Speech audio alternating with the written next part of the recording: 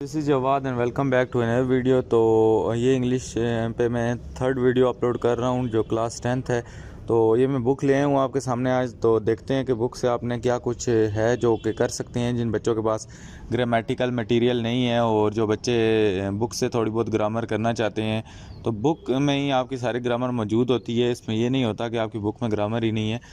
और important paragraphs वगैरह भी देखेंगे और ऐसे के टॉपिक्स को भी देखते हैं। तो यहाँ पे जो हमारा चैनल को लाजमी यार सब्सक्राइब किया करो, बार बार कहना अच्छा नहीं लगता।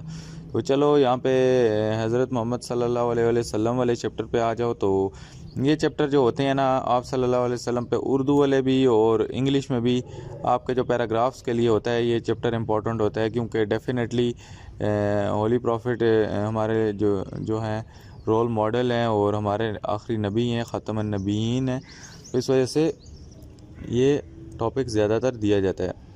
उसके बाद ये इसके क्वेश्चन आंसर तो अब आपने नहीं याद करने, क्योंकि आपको क्या हो गया है जी, ये सारे क्वेश्चन आंसर यही वाले पैराग्राफ में बन के आते हैं। ये जो साइड पे ये देखें साइड बॉक्सेस पे दिए हुए हैं, आपको सिर्फ इनका आंसर ढूंढना आना चाहिए। तो इनका आंसर इधर पैराग्राफ में ही मिला हुआ है आपको, इसमें कोई मुश्किल चीज़ नहीं है। आप ढूंढने में मुझे लगता है कि किसी बच्चे को भी मुश्किल नहीं पेश आती। अगर किसी को आती है तो बता दो, अगली वीडियो में क्लियर कर दूँगा। तो इसी तरह अगर नीचे आओ तो एक ग्लॉसरी है, इसमें ये जो मुश्किल वर्ड होते हैं ये यहाँ से ये मुश्किल वर्ड वो अंडरलाइन हुए होते हैं, इनको एक नज़र बस देखना है, याद नहीं करना। फिर बोलोगे कि याद करने का कह रहे हैं, याद नहीं करना। उसके बाद ये जो थीम है, थीम ये लिखी होती है आपकी बुक में, ये सारी कोई नई चीज़ नहीं है, सारा कुछ आपकी बुक में होता है। ये थीम लिखी हुई है तो राइट द थीम, आ जाए पोएम की या जिस चीज़ की भी, तो ये थीम ऊपर लिखी होती है हर चैप्टर के, आई थिंक सो ऊपर लिखी हुई है ये थीम। और आपको पता चल जाएगा कि थीम किस तरह लिखते हैं। ये थीम पूरे जो चैप्टर का एक मतलब कह लें खुलासा तो बड़ा होता है कि मरकज़ी ख्याल अल्लाह रसूल सल्लल्लाहु अलैहि वसल्लम is a great example of mankind, a number of incident gave the रसूल पाकिस्तान रसूल सल्लल्लाहु अलैहि वसल्लम justice, he abided by Allah commands even with non-Muslim, never made any concessions in implementation of justice। और इसी तरह द रसूल पाक सल्लल्लाहु अलैहि वसल्लम dealing with non Muslim is the best example. बस इतनी सी बात हमने लिखनी है जो काम की बात है। उसके बाद वोकैबुलरी में आपको ये जो मीनिंग वगैरह हैं इन्हीं से ही तकरीबन वो बना के देते हैं, कोई नई चीज़ नहीं है। उसके बाद ये सिनोनिम्स भी हैं, ये इनसे आपके MCQs बनते हैं, और कहाँ से आपके MCQs बनेंगे।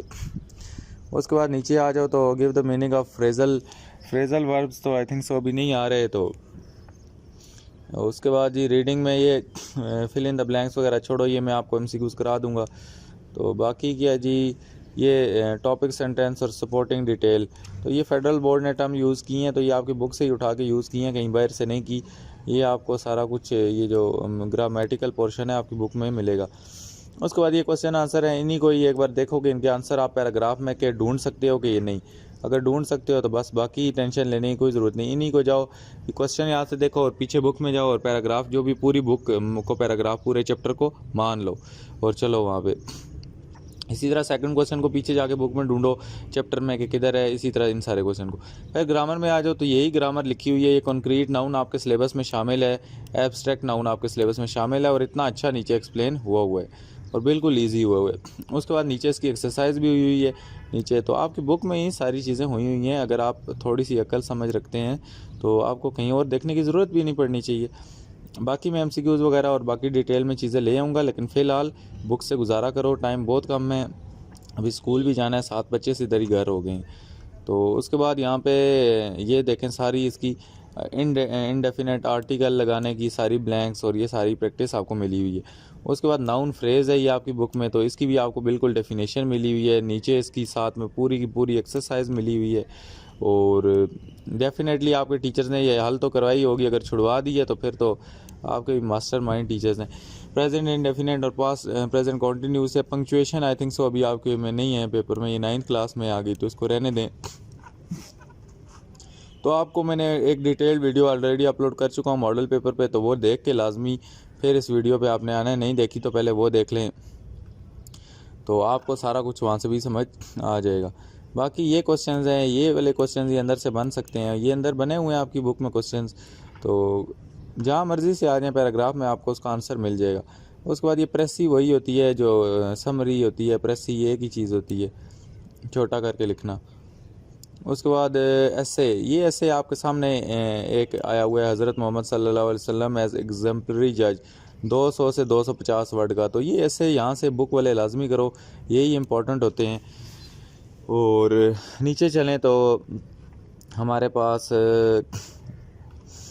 चाइनीज़ न्यू ईयर आ गया। तो चाइनीज़ न्यू ईयर में आ जाओ तो इसमें भी वही क्वेश्चन आंसर, ये साइड वाले क्वेश्चन आंसर करो, लास्ट वाले क्वेश्चन आंसर करो, और इनको सिर्फ ढूंढो जाके कि आपको पैराग्राफ में आया कि इनका आंसर मिलता है या नहीं मिलता।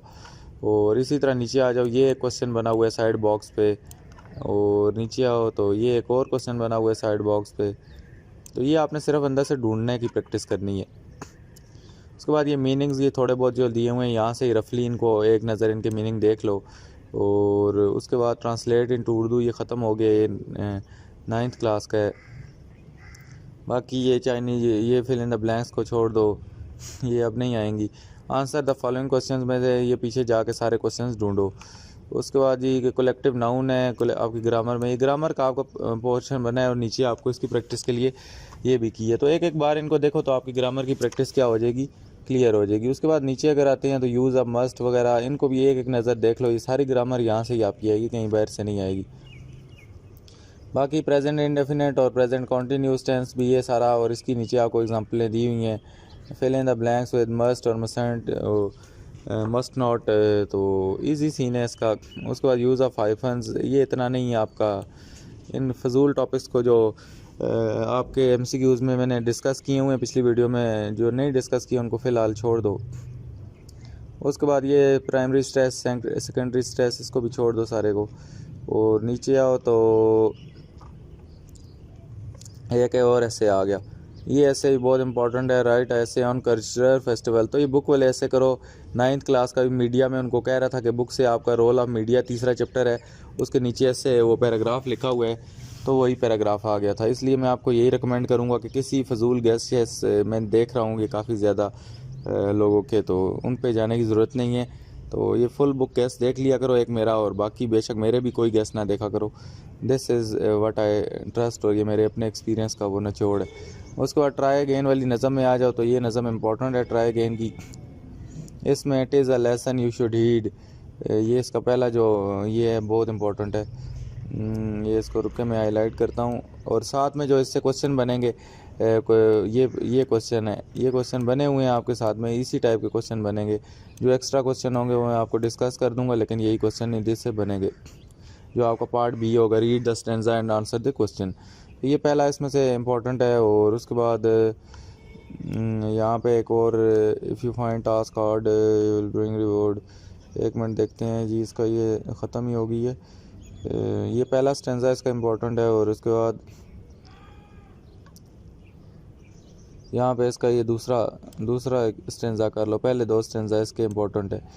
बाकी ये क्वेश्चन आंसर साइड पे जो दिए हुए हैं सारे करने हैं। इसके पोइट का नाम W.E. हिक्सन को भी याद कर लो, ये पूछ सकता है। बाकी इसकी थीम अगर आपसे क्वेश्चन नंबर 1 में पूछता है तो ये सारी थीम लिखी हुई है इस पोएम की, W.E. हिक्सन ने जो भी इसके बारे में बयान की। बाकी ये वर्ड मीनिंग वही है, रीडिंग कम्प्रीहेंशन, ये सिमिली ये लिखा हुआ है आपकी बुक में, और इसको यहाँ पे देख लो। और उसके बाद ये उसकी एग्जांपल्स दे के समझाया हुआ है सिमिलीज़ को। उसके बाद ये नीचे अगर आओ तो फिल इन द ब्लैंक्स दी हुई है, इसमें सिमिलीज़ यूज़ करनी है, तो आपकी इतनी प्रैक्टिस यहाँ से ही हो जाएगी। उसके बाद एलिट्रेशन ये दी हुई है आपकी बुक में, ग्रामर में एलिट्रेशन मैंने आज आपको पढ़ानी थी, तो यहाँ से किसी ने पढ़नी है तो यहाँ से पढ़ लो। उसके बाद ये पर्सनल प्रोनाउन, ये सारा कुछ आपको दिया हुआ है। आपकी बुक की आपका हथियार है, जो सच्ची बात मैं बताऊँ, किसी के गेस्ट वगैरह पे जाने से पहले आप अपनी बुक में ही अगर सारा कुछ कर लें तो सारा कुछ आपकी बुक में है। बच्चे समझ रहे होंगे कि SLOs आया तो बुक ख़त्म हो गई, कहाँ ख़त्म हो गई बुक ऐसे ही ख़त्म हो गई। और उसके बाद ये प्रोनाउंस की फिल इन द ब्लैंक्स आपको सारी दी हुई हैं इन्होंने। इतनी डिटेल्ड बुक है, ये हमारे टीचर पढ़ाते नहीं है, 2 नंबरी से बस चैप्टर करा के क्वेश्चन आंसर करा के चलो भाई बुक ख़त्म। तो अगर इस तरह ये कराएं तो बच्चों को कहीं और इधर उधर जाने की ज़रूरत ही नहीं है। उसके बाद ये पर्सनल प्रोनाउन की सारी एग्जांपल्स हैं, ये आपको इतनी एक्सरसाइज करके क्लियर हो जाएगा। उसके बाद डिग्रीज ऑफ एडजेक्टिव, ये हमारे पास आ गई, एडजेक्टिव आ गया। और उसके बाद ये complete the following sentences by supplying correct adjective, क्या बताइए यही वाला कंप्लीट आ जाए आपको, तो इसको बुक से लाजमी करो यार चीज़ें। उसके बाद ऑर्डर ऑफ एडजेक्टिव भी आ गया आपकी ग्रामर में। और अरेंज द एडजेक्टिव, ये सारा एडजेक्टिव आपको समझ आएगी। उसके बाद नीचे एडजेक्टिव फ्रेज़ की भी डेफिनेशन और एग्जांपल्स दे के समझा दी उन्होंने। और उसके बाद ये नीचे उसकी एक्सरसाइज है, फ्यूचर इंडेफिनिट टेंस भी समझाया हुआ है जी। और नीचे अगर आ जाओ तो फर्स्ट एड है चैप्टर, फर्स्ट एड वाले चैप्टर में आ जाओ तो ये इतने इंपॉर्टेंट नहीं है पैराग्राफ के लिए। इसमें what is the importance of first aid, ये साइड वाले जो आ भी जाए यार पैराग्राफ, इसमें कौन सा वो है, ये साइड वाले क्वेश्चंस आपने करने हैं इसके फर्स्ट एड के, और ये इतना इंपॉर्टेंट नहीं है पैराग्राफ के लिए। उसके बाद थीम, ये नीचे सारे चैप्टरों की आपको पहले ही बताया हुआ है, लिखी हुई है, बार बार रिपीट करना नहीं अच्छा लगता। और बाकी ये ग्लॉसरी में ये थोड़े बहुत इनके सिर्फ वर्ड मीनिंग देख लो, बाकी आपको ये सारा कुछ मिला हुआ है। प्रीफिक्सेस इनको छोड़ दो, और उसके बाद चूज़ द करेक्ट आंसर इनको भी छोड़ दो। ये आंसर द फॉलोइंग क्वेश्चन को देख लेना। इस चैप्टर के मैं तो कहता हूँ स्किप ही कर दो, इससे पैराग्राफ मुश्किल ही है। और नीचे आ जाओ तो फर्स्ट एज प्रोग्रेस इसको भी छोड़ दो। ग्रामर में ये पोजीशन ऑफ एडवर्ब, एडवर्ब आपको दी हुई है। और उसके बाद नीचे अगर आओ तो एडवर्ब फ्रेज दी हुई है सारी। और उससे नीचे आओ तो जी हमारे पास जेरेंड और इन्फिनेटिव भी आपको दिया हुआ है सारा। तो ग्रामर आपकी किसी ग्रामर की बुक, ये जो कई स्कूल होते हैं ख़रीदते हैं, मुझे इन पे इतना गुस्सा आता है कि ग्रामर की बुक यार क्यों ख़रीदते हो आप लोग। खुद अगर इंग्लिश के टीचर हो अपने नोट्स बनाओ, किसी नोट से कराओ। बच्चों को फजूल में ख़र्चा करा के वो पूरी बुक ना पढ़नी होती है ना उसमें से कुछ आता है। तो अजीब किस्म की इनकी फ़िलासफ़ी है। बच्चों को रट्टे से निकाला, वो खुद ऐसे लिखें, खुद पैराग्राफ लिखें, खुद एप्लीकेशन लेटर लिखें। मैंने तो कभी नहीं याद किए थे, तो अजीब किस्म में सिर्फ क्वेश्चन आंसर याद करके जाता था, तब तो हमें लिखने होते थे, बाकी कभी मैंने कुछ भी नहीं याद किया। और बाकी ये इन्फिनेटिव और ये सारी चीज़ें देख लो इसकी।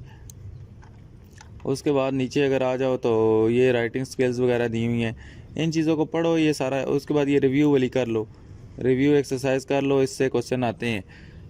और ये रिव्यू सारी इधर हुई हुई है, इसके आपको टीचरों ने निशान लगाए होंगे। मेरे पास अभी टाइम नहीं है आपको ये कराने का, और कहते हो तो करा भी दूंगा लेकिन 2 बजे के बाद, बल्कि आज जुम्मा है, 12 बजे के बाद जुम्मा शुम्मा पढ़ के 2 बजे वीडियो बना दूंगा। उसके बाद ये क्वेश्चन आंसर कर दो, और ये read the passage and answer the question. ये पैसेज बना बनाया आ गया तो ये पैसेज आ सकता है, तो ये देखो बना बनाया आपके पास SLOs बेस पैसेज आ गया, और नीचे ये क्वेश्चन आंसर थे। तो ये आपकी बुक में ही पहले SLOs का कॉन्सेप्ट मौजूद था। अभी आपने देख लिया है कि अपनी बुक के पेज नंबर 52 और 53 पे आपका ये पैसेज बना हुआ था, और नीचे इसका आंसर क्वेश्चन था। तो ये फेडरल बोर्ड ने भी यहाँ से आपकी बुक तो पहले से चीख चीख के कह रही थी कि इस कॉन्सेप्ट को इम्प्लीमेंट करो।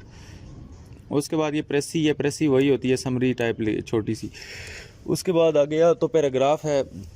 पैराग्राफ से मुराद आपका यहाँ पे ऐसे ही होगा, तो ऐसे यहाँ पे लैंड पोल्यूशन और इनको छोड़ दो, इतने इम्पोर्टेंट नहीं है ये।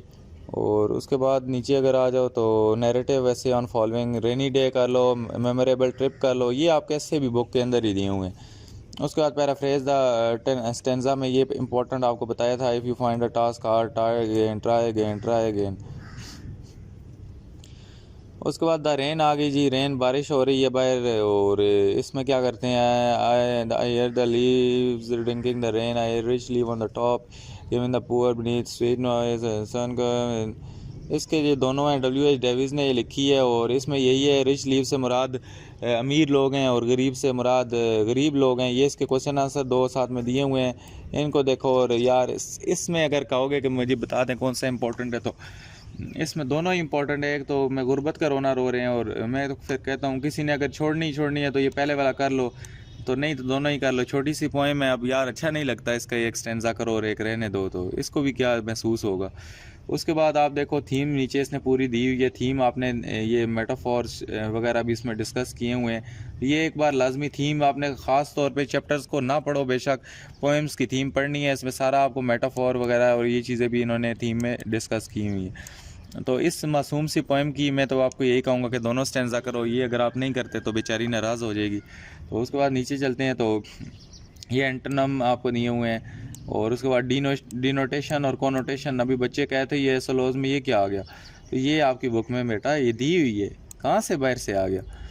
तो उसके बाद जी हमारे पास आंसर द फॉलोइंग क्वेश्चन को छोड़ो, ये सारी ये सिमिलीज वगैरह की connotation, positive connotation, negative connotation दी हुई है। तो उस वक्त ये टीचर रट्टे पे चल रहे थे जी, ये ग्रामर कराई नहीं तो चलो क्वेश्चन आंसर करा के बुक ख़त्म।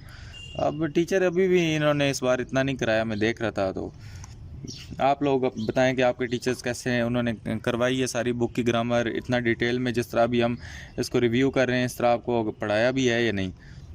बाकी ये कम्प्रीहेंशन के क्वेश्चन इससे तो नहीं पैराग्राफ आ सकते डेफिनेटली। मेटाफॉर आ गया, आपकी 3 पोएमें हैं पीछे, एक वो चैप्टर फर्स्ट एड वाला भी निकाल दो और बाकी चैप्टर इंपॉर्टेंट ही है पैराग्राफ के लिए। मेटाफॉर ये आ गया, इसकी सारी डेफिनेशन आ गई और ये सारी आपकी ग्रामर है जी। Identify the use of metaphor, और उसके बाद पर्सोनिफिकेशन ये हमारी आ गई और इसकी सारी एग्जांपल्स आ गई। और उसके बाद पिक आउट द वर्ब, ये सारा वर्ब इंट्रांजिटिव वर्ब आपने पिक करने हैं। उसके बाद यहाँ पे preposition of movement of direction. उसके बाद जी नीचे आओ तो मैं अभी कोशिश करता हूँ थोड़ा तेज़ करूँ, मैं लेट हो जाऊँगा। एक्टिव एंड पैसिव वॉइस में ये हमारे पास सारे आ गए और इनको चेंज करना है। ये देखें, चेंज इनटू पास्ट इंडेफिनेट और ये सारा कुछ जो भी है इसको देख लो। उसके बाद नीचे आओ तो मानसून रेन, इसको छोड़ो, प्रेजेंटेशन स्किल को छोड़ दो नीचे। राइटिंग स्किल्स में write the main idea poem, paraphrase stanza और write the paragraph on rainy day. Rainy day में आपका ऐसे आ सकते हैं। उसके बाद नीचे आ जाओ, टेलीविजन वर्जन न्यूज़पेपर, इससे आपका पैराग्राफ आ सकता है, उसके लिए इंपॉर्टेंट चैप्टर है। और यहाँ पे ये छोटे छोटे जो साइड वाले क्वेश्चन हैं, इनके आंसर आपने क्या काम करना है, अंदर जाकर ढूंढ लेना है। जो सारी ट्रायलॉजी बताई है आपको वही आपने रिपीट करनी है सारे चैप्टर्स पे। तो इस तरह ये साइड वाले क्वेश्चन निकाल के उसके बाद ये वोकैबुलरी के 2-3 मीनिंग करने हैं। उसके बाद ये जो रीडिंग कॉम्प्रीहेंशन के ग्रामर वाले एमसीक्यूज़ हैं, ये सारे आपने रट्टा मारने हैं। यहाँ से एमसीक्यूज़ में लेके आऊँगा, ये नहीं कह रहा कि एमसीक्यूज़ में नहीं लेके आ रहा, तो एमसीक्यूज़ में लाऊँगा, उसकी टेंशन आपने नहीं लेनी। बाकी आप लोगों ने यहाँ से नीचे आऊँ तो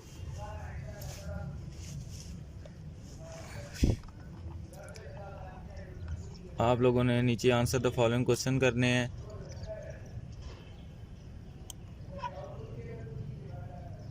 उसके बाद यहाँ पे मॉडल वर्ब्स आपने कर लेने हैं और उसके बाद एक्टिव पैसिव वॉइस आपने यहाँ पे करना है। और नीचे आओ तो फर्स्ट कंडीशनल सेंटेंस और सेकंड कंडीशनल सेंटेंस वगैरह करना है। उसके बाद साइलेंट लेटर्स करने हैं और साइलेंट लेटर को छोड़ो यार। और उसके बाद पैराग्राफ में साइलेंट लेटर गेम, ये गेम में अभी खेलने का वक्त नहीं है, पढ़ाई का वक्त है। और प्रेसी ये ऐसे आ गया जी। Influence of electronic media, media में बहुत बात कर रहा हूँ तो मुझे ये डर है कि मीडिया का आपका भी आ सकता है।